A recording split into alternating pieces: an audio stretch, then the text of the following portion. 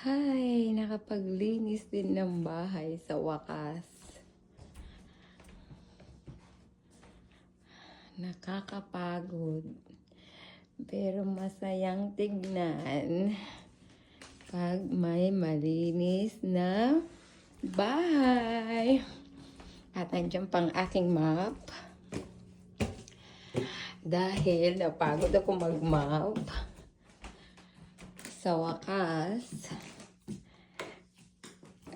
nakapaglinis din ako ng bahay namin.